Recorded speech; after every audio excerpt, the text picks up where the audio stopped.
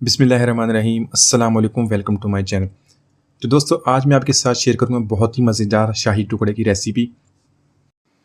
तो रबड़ी दूध में बने ये शाही टुकड़े बिल्कुल रसमलाई की तरह सॉफ्ट और उसी तरह खुशबूदार बनते हैं। अगर आपके दावत या फंक्शन हो तो उसको ज़रूर ट्राई कीजिएगा। चलिए इसको बनाना शुरू करते हैं। तो यहाँ पर सबसे पहले इसका रबड़ी वाला दूध बनाएंगे। इसके लिए मैंने 1 लीटर दूध ऐड किया है। दूध यहाँ पे हम फ्रेश या डिब्बे वाला कोई भी इस्तेमाल कर लेंगे, फुल फैट लेंगे। इसमें 4 से 5 टेबल स्पून अपनी टेस्ट के मुताबिक चीनी के ऐड करेंगे और इसको गर्म करना शुरू करेंगे।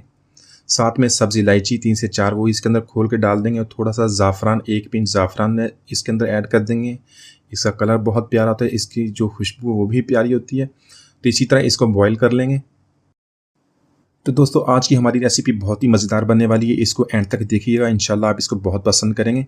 तो दूध यहाँ पे हमारा बॉयल होना शुरू हो गया है। इसके अंदर 1 टेबल स्पून मैं खोया का ऐड करूँगा। ये मैंने होममेड खोया बनाया है, इसकी रेसिपी आपसे शेयर करूँगा। अगर आपके पास होममेड खोया नहीं है तो आप इसी तरह मीडियम टू लो फ्लेम पे इसको 15 से 20 मिनट तक पका लें तो आपका दूध गाढ़ा हो जाएगा, आपको खोया डालने की ज़रूरत नहीं पड़ेगी।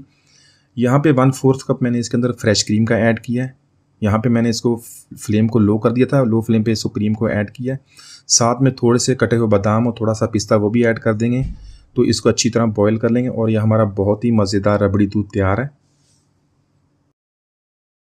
तो यहाँ पर शीरा बनाने के लिए 2 कप पानी का ऐड करेंगे और इसमें आधा कप चीनी का ऐड कर देंगे और इसको मीडियम फ्लेम पे हम गर्म करना शुरू करेंगे। अच्छी तरह मिक्स कर लेंगे और साथ में 2 से 3 सब्ज़ इलायची उसको खोल के इसके अंदर ऐड कर देंगे।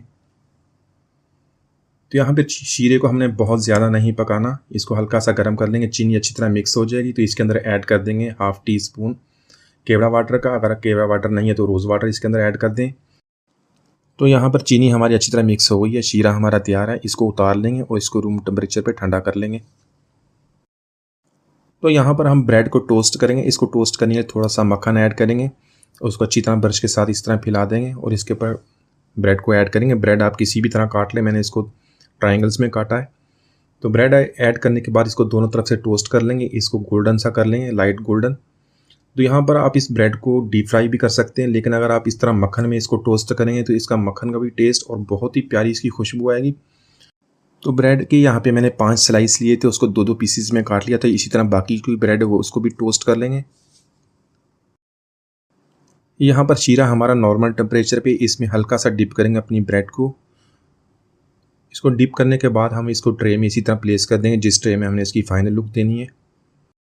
तो इसी तरह एक एक पीस को हम इसके अंदर डिप करेंगे और इसको ट्रे के अंदर इसी तरह लगा लेंगे। बस ये ख्याल रखना कि जो हमारा शीरा वो गर्म नहीं होना चाहिए और जो ब्रेड है उसको ज़्यादा देर तक हमने डिप नहीं करना, पर हल्का सा डिप करेंगे और इसी तरह सारी इसको ट्रे के अंदर लगा लेंगे।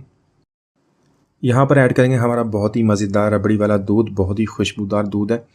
और इसके साथ ऐड करेंगे कद्दूकश किया हुआ खोपरा, साथ में बारीक कटा हुआ पिस्ता और बारीक कटा हुआ बादाम ऐड कर देंगे और इसको हम फ्रिज में 1 घंटे के लिए रख देंगे।